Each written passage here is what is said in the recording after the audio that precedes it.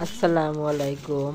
এই তো দেখুন, অস্ট্রেলিয়ান ঘুঘুটা আমাদের বাড়ির আঙিনায় থাকে। এই জানালায় উঠে, উঠান দিয়ে হাঁটাহাঁটি করে।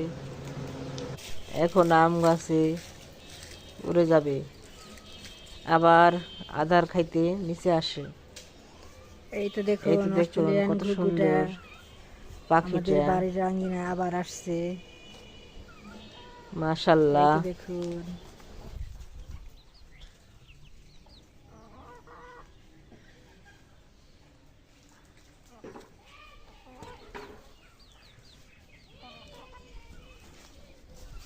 ঘুঘুটা উড়ে যাইতেছে।